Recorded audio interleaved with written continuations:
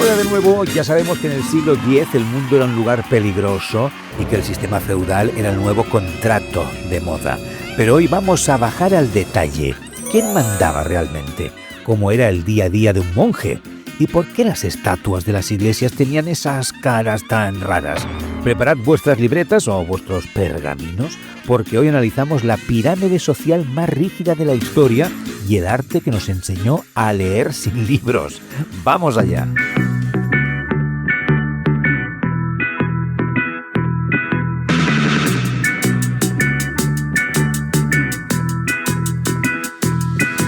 Empecemos por arriba, el rey. Diréis, hombre, el rey mandaba en todo. Pues no. En el feudalismo, el poder del rey era muy débil. Sus decisiones solo afectaban a sus propias tierras. Estaba rodeado de una corte, o sea, de un grupo de juristas, eclesiásticos, o sea, gente de la iglesia y de guerreros, pero no tenía un gran ejército propio. Si había guerra, ¿qué pasaba? Pues tenía que llamar a sus vasallos, a la nobleza.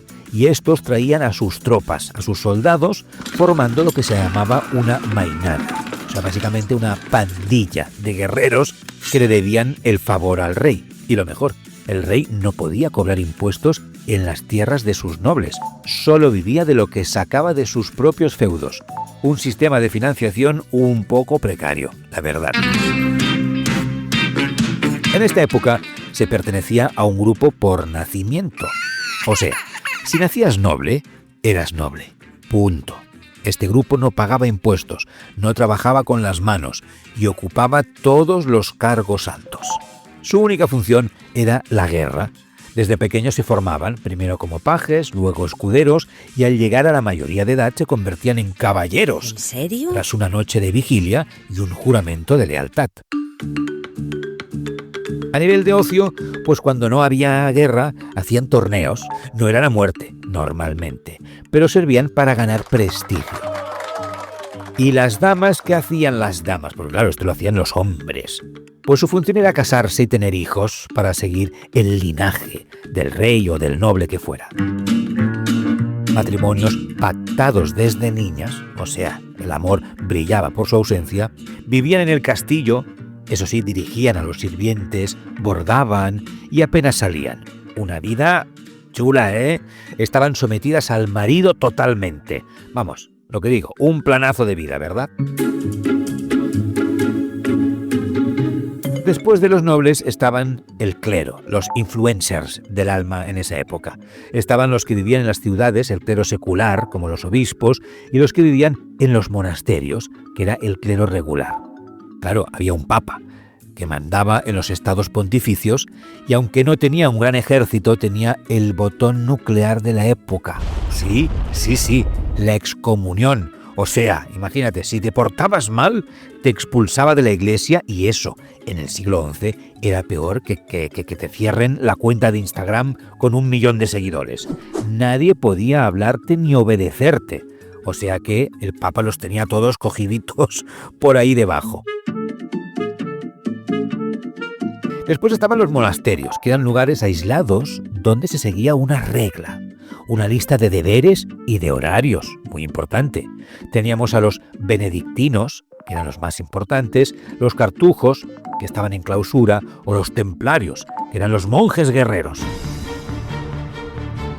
Y muy importante, el scriptorium. ¿Qué? Vamos con palabritas chulas, ¿eh? Scriptorium. ¿Qué era eso? Pues era donde los monjes copiaban manuscritos a mano y hacían miniaturas, dibujitos. Sí, a ver, no es que fueran dibujitos pequeños, que también los hacían, sino que venía del minio, que era el pigmento rojo, por eso se llamaban miniaturas, de minio. Eran las ilustraciones que decoraban los libros. O sea, los monjes que se dedicaban a copiar libros, y por eso nos han llegado hasta nuestros tiempos obras muy antiguas, porque los monjes en la Edad Media los copiaban, no solo los copiaban, sino que le ponían dibujitos para que fueran más chulos. Y por debajo de los nobles y el clero estaban los no privilegiados, que era el 90% de la población. Aquí tenemos a los campesinos. Su vida, para empezar, tenéis que saber que era muy cortita.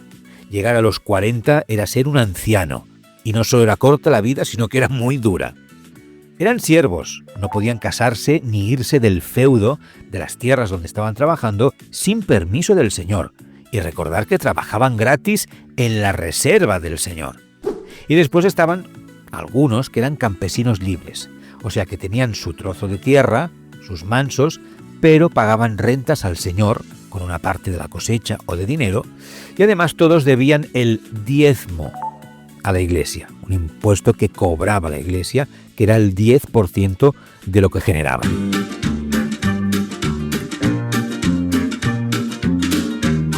Para poder sobrevivir, los no privilegiados tenían pues una tecnología muy básica, La tecnología de la época era de los romanos, que era el arado romano, la hoz y la guadaña. Y con eso espabírate para trabajar. Como no tenían abono, usaban el barbecho, o sea, dejaban la mitad de la tierra sin plantar un año entero para que la tierra descansara y se regenerara, así recuperaba nutrientes, y por eso producían tan poco, pobretes, porque solo tenían un trocito de sus tierras, que ya no era mucho, para poder pues hacer pan negro, gachas de avena, y pocos animales tenían, o sea que muy poca carne.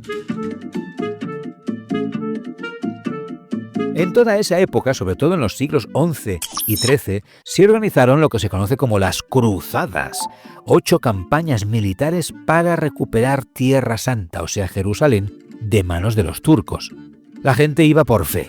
Para que les perdonaran los pecados, pues decían, bueno, pues a ver, ¿cómo van a perdonar los pecados para que cuando me muera me pueda ir al cielo? Bueno, pues se iban a estas cruzadas a luchar contra los infieles para buscar también riquezas y tierras en Oriente. Era todo un pack. En esa época, como nadie sabía leer, el arte era la herramienta para poder enseñar la religión. ¿Cómo enseñaban, no, los caminos del Señor si la gente no se podía leer nada? Pues con imágenes. Es el primer estilo que unifica a toda Europa. Tenían arquitectura, edificios de piedra para evitar así los incendios, con muros muy gruesos, arcos de medio punto, o sea, con media circunferencia, y lo que se conoce como los contrafortes, venga con las palabras, contrafortes en el exterior, para aguantar los muros. Por eso tenían ventanas tan pequeñas y estaba todo tan oscuro dentro. Vamos, parecían fortalezas. Casi todas tenían, eso sí, lo que se conoce como la planta de cruz latina, la misma estructura de cruz. También tenían escultura y pintura. No buscaban la belleza, no buscaban crear cosas, obras de arte que tú las vieras y dijeras, oh, qué cosa más bonita, sino el mensaje. Lo importante era el mensaje espiritual. Por eso las figuras en estas esculturas y pinturas son esquemáticas, o sea, básicas y muy rígidas. Estaba el Pantocrátor, que era la imagen de Cristo como un juez supremo sentado y con la mano levantada, como diciendo, ¿cómo te pases si no hagas lo que quiero? Cataclasca.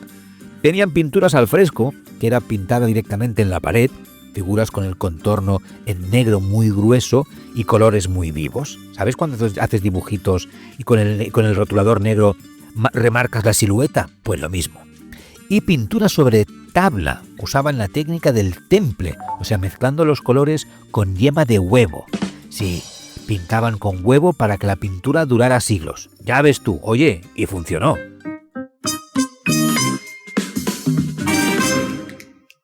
Pues ya lo veis, una sociedad donde cada uno tenía su sitio. Unos luchan, otros rezan y la gran mayoría trabaja y paga. Un sistema perfecto, sí, hasta que las cosas pues empezaron a cambiar de nuevo.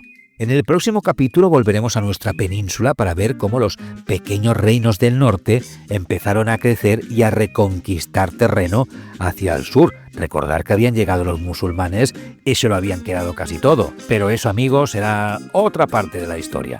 Si te ha gustado, suscríbete y no te olvides de pagar tu diezmo. En este caso, un like o un comentario. Hasta la próxima. Adiós.